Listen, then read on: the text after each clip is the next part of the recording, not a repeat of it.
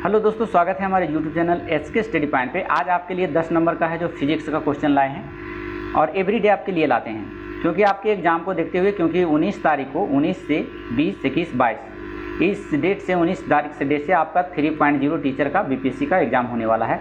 तो आप अच्छे कंटेंट की ज़रूरत महसूस करते होंगे, तो हम आपके लिए लाए हैं बहुत अच्छे कंटेंट जो आपके साइंस से रिलेटेड है और वो भी फिजिक्स से। तो जिनका फिजिक्स है जो ऑप्शन लिए हैं उसके लिए बहुत बेनिफिट होगा यहाँ से, कृपया देख कर जाएँ इसे। तो चलिए इसको प्रयास करते हैं आंसर बताने का। लेकिन उससे पहले हमारे चैनल पे आप नए हैं, हमारा वीडियो आपको बेनिफिट लगता है, अच्छा लगता है, तो हमारे वीडियो को सब्सक्राइब कर सकते हैं, लाइक कर सकते हैं, अपने दोस्तों के पास शेयर कर सकते हैं, ताकि आपके लाइक और सब्सक्राइब से हमें मोटिवेशन प्राप्त हो जाए और हम प्रेरणा लेते हैं आपसे। तो यही गुजारिश हमारी रहती है कि हमारी वीडियो को आप लाइक करें, सब्सक्राइब करें और दोस्तों के पास शेयर करें। तो चलिए देखते हैं, 35 नंबर से स्टार्ट करेंगे, क्योंकि 35 वाला कल क्वेश्चन आपको छूट गया था, तो फिर से कर लेंगे इसको। चलिए देख लीजिए। 35 में कहा जा रहा है कि निम्नलिखित में से किस दर्पण में काल्पनिक सीधा और बराबर प्रतिबिंब बनता है। काल्पनिक भी बनता है, सीधा भी बनता है और बराबर बनता है। देख लीजिए, तो ऐसा जो होता है अवतल दर्पण में भी बनता है और समतल दर्पण में बनता है, दोनों में बनता है ऐसा प्रतिबिंब, अवतल दर्पण में और समतल दर्पण में। क्योंकि अवतल दर्पण में बराबर, काल्पनिक, सीधा ये बनता है और उसी टाइप का बनता है आपका सी में। तो आपका ए और सी दोनों हो जाएगा, ऑप्शन नंबर हो जाएगा डी नंबर। डी आपका सही आंसर है। चलिए अगर बात करें उत्तल दर्पण, उत्तल दर्पण इसलिए नहीं होगा कि उसमें काल्पनिक सीधा तो बनता है, लेकिन इसमें बराबर नहीं बनता है, छोटा बनता है, तो ये आपका नहीं होगा। चलिए अगला क्वेश्चन है 36 नंबर में। 36 नंबर में देखिए क्या कहा जा रहा है। 36 नंबर में कह रहा है छोटा प्रतिबिंब निम्नलिखित में से बनेगा। किस में बनेगा? अवतल दर्पण में बनेगा, उत्तल दर्पण में बनेगा या समतल दर्पण में बनेगा। तो ये जो बनेगा, अवतल दर्पण में भी छोटा प्रतिबिंब बनता है और उसके बाद उत्तल दर्पण में भी बनता है छोटा प्रतिबिंब। तो दोनों हो जाएगा, 1 और 2 दोनों। समतल दर्पण में छोटा कभी नहीं बनता, ये हमेशा काल्पनिक, सीधा और वस्तु के बराबर बनता है। तो ये आपका नहीं होगा, आपका ए और बी हो जाए। इसका मतलब है कि आपका आंसर चला गया डी में, एक से अधिक वाले में। तो डी आपका सही आंसर है। चलिए 36 के बाद आपको 37 नंबर में लेके चलते हैं। 37 नंबर में आपसे पूछा जा रहा है कि बराबर आकार का प्रतिबिंब बनता है। तभी बताएं बराबर आकार का प्रतिबिंब किस में बनता है? उत्तल में, अवतल में, समतल में। तो ये जो बनता है आपका अवतल में बनता है बराबर और फिर समतल में बनता है। क्योंकि उत्तल में इसलिए नहीं बनता क्योंकि उत्तल में जो होता है काल्पनिक, सीधा और छोटा बनता है। तो आपका बी और सी दोनों सही है। आंसर नंबर 1 से अधिक हो जाएगा, डी चला जाएगा आंसर। चलिए अगला क्वेश्चन है आपका। अगला क्वेश्चन है, आपसे पूछा जा रहा है कि स्ट्रीट लाइट में जो गलियां होती है वो स्ट्रीट लाइट, तो स्ट्रीट लाइट में किस दर्पण का उपयोग होता है? बहुत ही अच्छा क्वेश्चन पूछा गया है। तो इसमें जो होता है वह उत्तल दर्पण का प्रयोग किया जाता है स्ट्रीट लाइट में। ध्यान रखेंगे, स्ट्रीट लाइट में उत्तल दर्पण का प्रयोग किया जाता है। जबकि अवतल दर्पण की बात करें तो अवतल दर्पण है दंत चिकित्सा में प्रयोग किया जाता है। डॉक्टर है जो इसी दर्पण का प्रयोग करता है ENT में।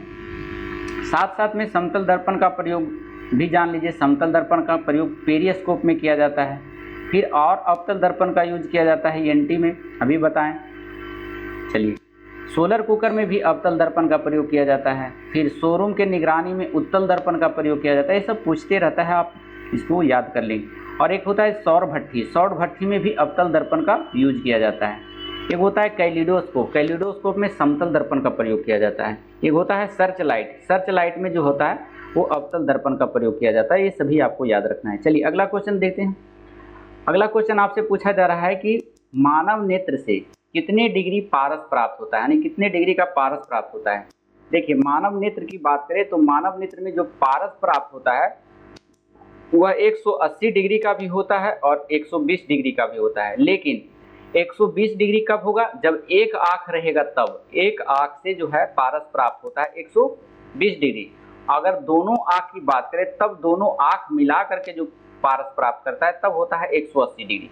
लेकिन इसमें ना तो एक आंख दिया हुआ है ना तो दोनों आंख, लेकिन आंख कह रहा है तो आंख मानव के 2 आंख होता है। इसीलिए आपका आंसर जो हो जाएगा बी हो जाएगा। सटीक आंसर 180 डिग्री हो जाएगा। चलिए आंख की बात करें तो आंख में जो होता है आइरिस होता है, जिसे परितारिका भी कहते हैं, कार्निया भी होता है, पुतली भी होता है, दृष्टिपटल भी होता है। ये सभी आंख का हिस्सा है। चलिए अगला क्वेश्चन चलते हैं 39 के बाद 40 नंबर में। 40 नंबर में देख लीजिए क्या कह रहा है।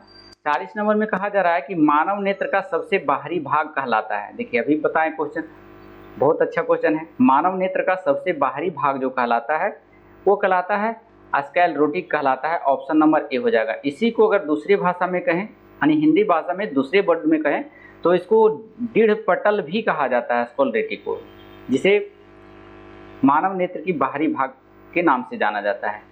इसमें होता है क्या, ये स्क्लेरोटिक जो होता है गोल होता है, आँख का गोल वाला भाग उसी को कहा जाता है स्क्लेरोटिक, और यह सफ़ेद वाला होता है, मतलब सफ़ेद होता है, जो आँख के भाग सफ़ेद होता है उसी को कहा जाता है स्क्लेरोटिक। चलिए कॉर्निया में देख लीजिए, कॉर्निया जो होता है पारदर्शी झिल्ली होता है। उसी प्रकार से आइरिस देखें, आइरिस जो होता है कॉर्निया के अंदर होता है। ये सभी आपको याद रखना है। तो इसका आंसर जो होगा सटीक ए हो जाएगा, 40 का ए। 41 नंबर में चलते हैं।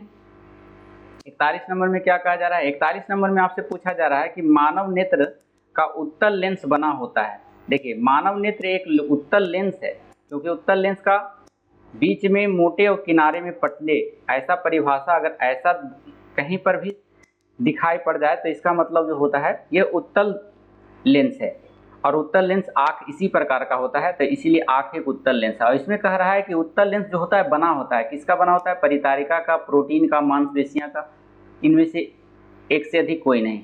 तो ये जो उत्तल लेंस बना होता है प्रोटीन का बना होता है। ऑप्शन नंबर बी हो जाएगा। परितारिका के बारे में भी बताएं, परितारिका को दूसरा नाम आइरिस भी है, और ये आइरिस जो होता है कॉर्निया के अंदर स्थित होता है और नेत्र का रंगीन भाग प्रदान करता है इसको, यानी नेत्र का जो रंगीन भाग होता है वही होता है आइरिस। यह इसका क्या काम है, इसका प्रकाश का नियंत्रण करता है ना। परितारिका क्या करता है, प्रकाश का नियंत्रण करता है। अगर अधिक प्रकाश पड़े तो ये सिकुड़ जाता है और कम पड़े तो फैल जाता है। चलिए लेंस की बात करें तो मानव नेत्र जो होता है एक उत्तल लेंस है और वह प्रोटीन का बना होता है। तो ये आपका सटीक आंसर है 41 का। 41 नंबर के बाद हम चलते हैं 42 नंबर में। 42 नंबर में कहा जा रहा है किस कारण से नेत्र लेंस की फोकस दूरी स्वतः बदलते रहता है ना। जैसे हम लोग कैमरा लेते हैं, कैमरा में फोकस दूरी आगे पीछे कर सकते हैं, आपको करना पड़ेगा, लेकिन आपका जो बॉडी में शरीर में जो नेत्र है वह स्वतः है जो फोकस दूरी को बदलता रहता है। तो किसके कारण से होता है, रेटिना के कारण से, आइरिस के कारण की असमंजस क्षमता के कारण होता है। तो इसका सटीक आंसर हो जाएगा असमंजस क्षमता के कारण होता है। इसी को अंग्रेजी में एकोमोडेशन पावर कहते हैं। एकोमोडेशन पावर के कारण लेंस की फोकस दूरी हमेशा स्वतः बदलते रहता है, जिसके चलते प्रतिबिंब हमेशा साफ सुथरा क्लीन आता है। चलिए देखिए, तो ये इसके बारे में जान गए। चलिए उसके बाद आपका है रेटिना के बारे में फिर जान लीजिए। रेटिना किसको कहा जाता है, रेटिना जो है मानव नेत्र में एक पर्दा का कार्य करता है, और रेटिना पर किसी भी वस्तु का जो प्रतिबिंब बनता है वो वास्तविक और उल्टा होता है, ये भी याद रखना है। रेटिना में भी एक पीत बिंदु होता है जिसमें छड़ और शंकु जुड़े होते हैं, और इसके माध्यम से दो विभिन्न रंगों को ज्ञात किया जा सकता है। तो इतना बात आप रेटिना के बारे में याद रख सकते हैं। चलिए अगला क्वेश्चन आपका दिया हुआ है 42 नंबर के बाद 43 नंबर में। 43 नंबर में कहा जा रहा है नेत्र का खिड़की किसे कहते हैं, अभी बताए हैं।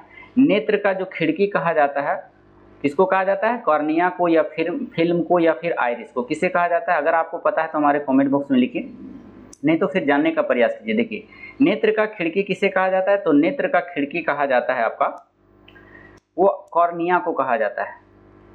ऑप्शन नंबर ए हो जाएगा, है ना। तो ये सटीक आंसर है। आइरिस के बारे में बताए हैं अभी, आइरिस को ही दूसरा नाम परितारिका है जो कॉर्निया के अंदर रहता है। चलिए अगला क्वेश्चन है आपका 43 के बाद 44 नंबर में। 44 नंबर में बताया जा रहा है कि रेटिना पर प्रतिबिंब बनता है। रेटिना पर कैसा प्रतिबिंब बनता है, तो अभी बताएं। रेटिना पर जो प्रतिबिंब बनता है वो वास्तविक भी बनता है और उल्टा भी बनता है, सीधा नहीं बनता है, ये गलत हो जाएगा। इनमें से एक से अधिक हो जाएगा, ऑप्शन नंबर डी। 44 के बाद चलते हैं 45 नंबर में। 45 नंबर कहा जा रहा है कि रंग वर्धानता के विषय में कौन सा कथन सत्य है। सत्य कथन को पहचानना है। पहला कह रहा है पुरुषों में अधिक होता है वर्धानता, बिल्कुल सही कह रहा है। कहता है महिलाओं में अधिक होता है, बिल्कुल नहीं, महिलाओं में बहुत कम होता है वर्धानता। कलर ब्लाइंडनेस जो होता है महिला में बहुत कम होता है, नहीं के बराबर होता है, पुरुषों में अधिक होता है, तो ये गलत हो गया। अब कह रहा है कि रंग वर्धनता इसकी वाहक स्त्रियां हैं, ये बिल्कुल सही है।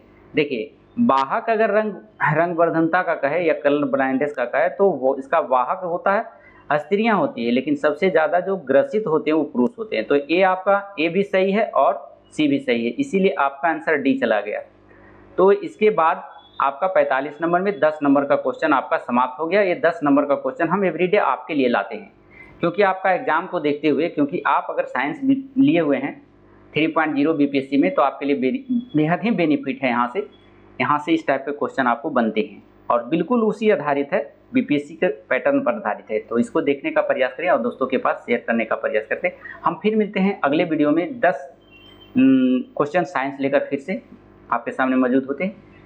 तो इसी के साथ हम अपने वक्तव्य को वापस लेते हुए आपसे विदा चाहते हैं और अंत में कहना चाहते हैं कि मुश्किलों से डरने वाले जो खीरे खार होते हैं, बदल दे अपनी किस्मत आप वे खुददार होते हैं। डूबते हैं हजारों नावें जो खुदाओं के भरोसे चलते हैं, लेकिन जो चप्पू खुद चलाते हैं वो हमेशा पार होते हैं।